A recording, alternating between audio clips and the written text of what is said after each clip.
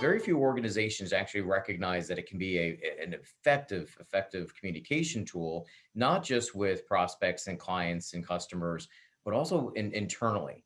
And I will spend maybe 2 minutes, just high level, just to plant a seed. And now that you've heard it, you won't be able to forget it. To recognize that not everybody communicates the same way. So this is the way I've always done it, or this is how I'm comfortable doing it, may not necessarily be well received by others and could have some unintended consequences. So in thinking about those communication, D stands for dominant, your stereotypical type A personality, uh, may not necessarily have a solid plan, might be winging it a little bit, which can be great to create an energy, create excitement, maybe make people want to follow, but it also could come across as in a time of change or a time of urgency, a little too harsh, a little too brash, a little too direct. And if you have others on the team that are looking to somebody for direction, but they may not have the same comfort level with change, that D could look like a lone wolf and lose some followers. So it's again going on that gut instinct in a lot of cases. The I is the influencer. They're outgoing, energetic, talkative, full of energy. They're probably the ones that were the most hit hard the most when networking and in-person events didn't happen because, oh my gosh, I can't see my people, I can't visit my clients, some of those interactions. And understanding that sometimes not everybody needs or wants that much energy, or not everybody wants to spend 10 minutes talking about what happened over the weekend. A quick little pleasantry would be okay. The S style is that steady relator. This is the way we've always done it. Someone who appreciates the familiar, the stability and the consistency, not just for themselves, but for their team and for their clients.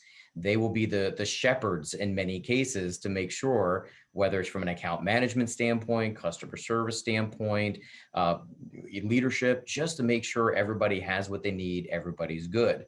Little caveat, they tend to be the most resistant to change. So if you are that person and you're expecting some catalyst for change, this person may not necessarily be the first in line to volunteer. And they also might be the one that plays great devil's advocate to make sure that you're looking out for all parties internally and externally that are involved. And then the C is that conscientious or compliant. I like to also call them the critical thinker. They tend to be very detail oriented, very analytical. Do you have a precedent or some data that can support what it is you're looking to do? Tend to be a little risk adverse. So if we're going to be making a change, they're the ones firing out 20 different questions about why we're making a change, why we're making a change now, and why we're making a change in the direction that you want.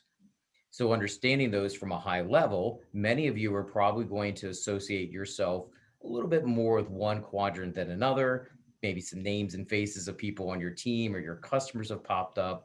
I strongly recommend nugget number two, every leader learn more about this for themselves from a self-awareness standpoint and a mindfulness of others, and then start creating a little bit of a cheat sheet, thinking about your customers and clients or people on your team, which one of these categories, and we all have all four of them in us in some percentage, but which one of these categories do you think best describes some of those? Because it might make you have to pause and adjust your style a little bit so that way you can kind of meet them halfway. And it really, really helps with rapport, again, with your team as well as with customers and clients.